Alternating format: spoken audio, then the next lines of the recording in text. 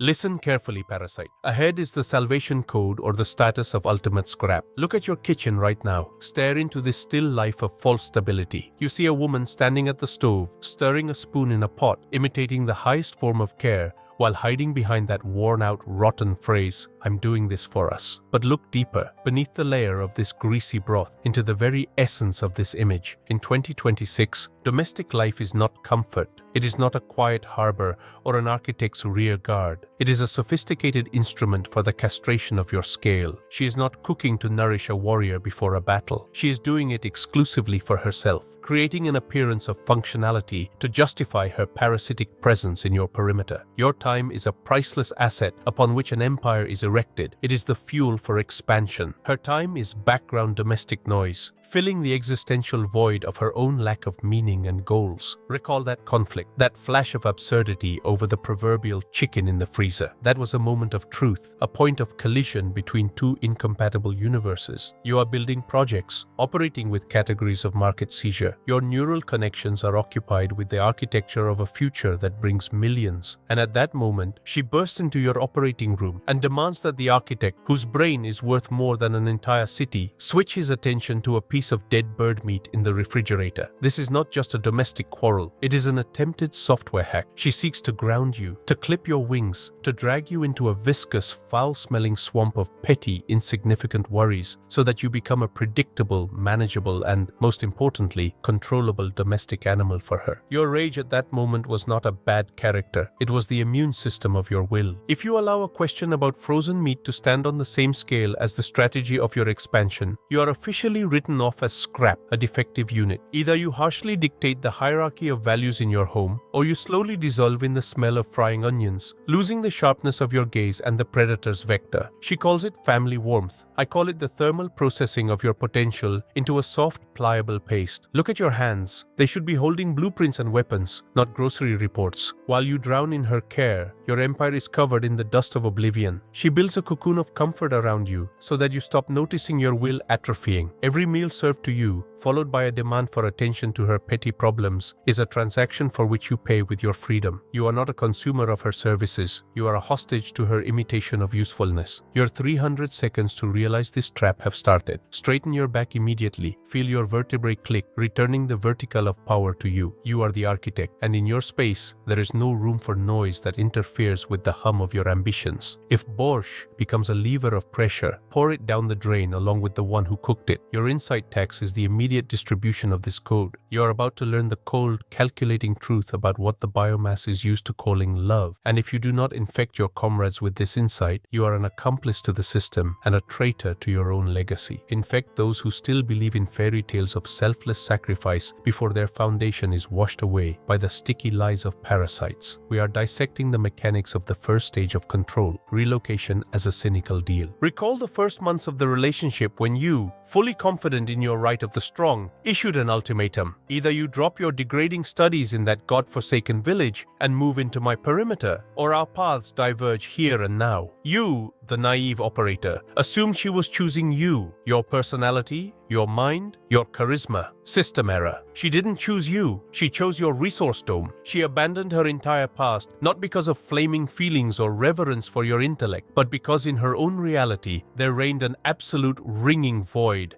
and the smell of hopeless poverty. Your private house, your status, and your opportunities became a survival pod for her, in which she could anchor herself and forever escape her own nothingness. She agrees to your harsh rules of the game, not because she recognizes your right as a leader, but because the price of returning to her village, socially and mentally, is fatal for her. This is the true foundation of parasitism. She integrates into your ready-made, fine-tuned structure without bringing a single brick into it, except for her physical presence. Endless claims for the maintenance of her suddenly increased comfort. You opened the door of your fortress, and the virus entered inside under the mask of submissiveness. She calls it the beginning of a new life and following a man. I call it a successful bridgehead seizure by an enemy unit. Remember the architect's axiom: a woman who chooses your comfort exclusively under the threat of an immediate breakup will never become your comrade in battle. She is a temporary tenant of your success, and she pays with the cheapest currency, an imitation of loyalty and domestic service. Her adaptation to your rhythm is merely the mimicry of a predatory plant to its environment. As long as she is weak and has no leverage, she will nod and agree to any of your conditions, consuming your resources and studying your vulnerabilities. She looks at your house not as a place for your rest, but as a trophy she already considers half hers. Her love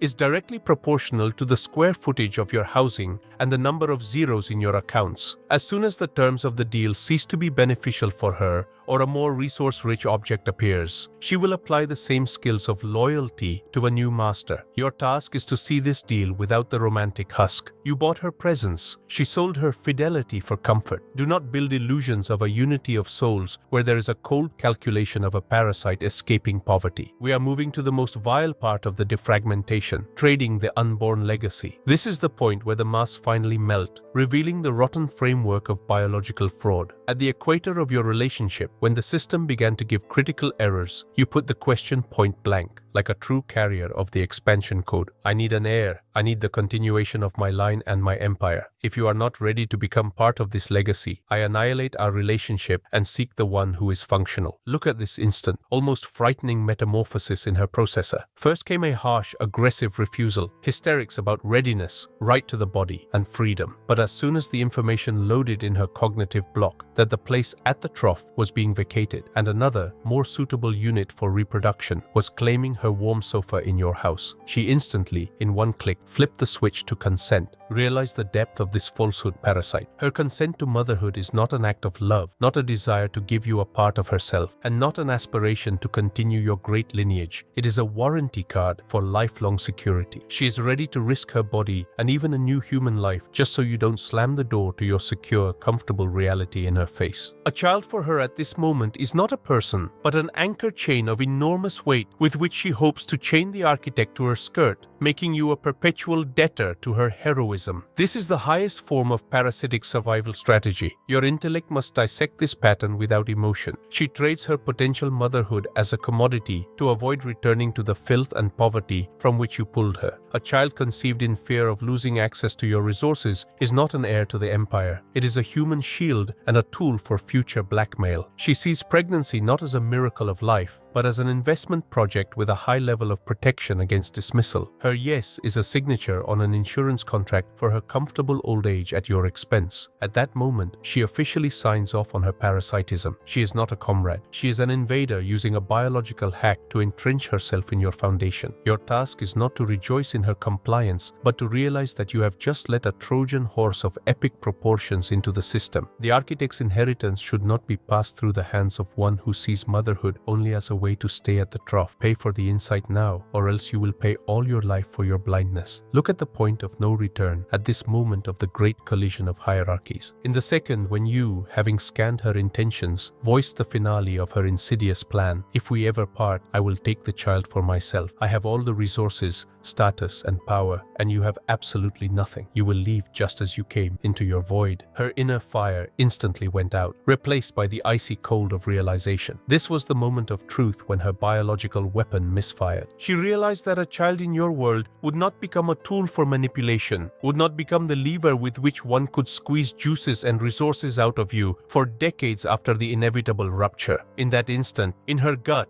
a pure, distilled hatred for you and everything you build was born. Her mask of a caring companion finally slipped off, revealing the predatory grin of a parasite deprived of its prey. She began to openly despise your goals, mock your ambitions, and call your 18 million monthly income the result of your titanic labor and intellect, wet dreams, and empty sound. Why? Because she realized her complete impotence. The architect deprived her of her main trump card, the ability to use flesh and blood as insurance for her parasitic lifestyle. You became her blood enemy number one because you turned out to be the only one who sees through her, who did not succumb to hormonal blackmail, and did not allow his legacy to be turned into a tool of legal slavery. Compare her former love with this new, honest, poisonous rage. She was ready to go under the knife to bear you a child, only for the sake of survival in your house. But as soon as she realized she couldn't parasite on it, her nature revolted against your blueprints. She is a defective unit that tried to hack the system through the most vulnerable entry point, but ran into the impenetrable firewall of your icy mind. Her hatred is the best complement to your strength. It means you are uncontrollable. It means your leash is in your own hands. She despises your millions only because she cannot dispose of them at her discretion through the child. Remember this look. That is how a parasite looks when it realizes the host is deadly to it. Do not look for repentance in her. Look for confirmation that your defense system works perfectly. You burn the lie with the red-hot iron of truth, and now nothing will grow in that place except a pure awareness of reality. The result of this year-and-a-half battle for the sovereignty of your mind, you are alone again in your space, silence. In it, the irritating petty scream about the freezer, the chicken, and her unsatisfied ambitions at your expense no longer sounds. Your house has become your citadel again, not a field for the psychological maneuvers of a defective unit. The system has undergone a complete cleaning of malicious code. Your conclusion is a fundamental axiom for everyone claiming the role of the architect in 2026. A parasite is ready to take any risk, ready to stake even a new life, just to avoid returning to her grey, stinking poverty. But the architect always sees the falsehood through any masks of care. You survived this siege only because you did not allow biological algorithms to blind your logical block. You turned out to be stronger than the instinct to be good and chose the instinct to be free. Your empire survived because you conducted a disinfection of the foundation in time. Now you know the price of borscht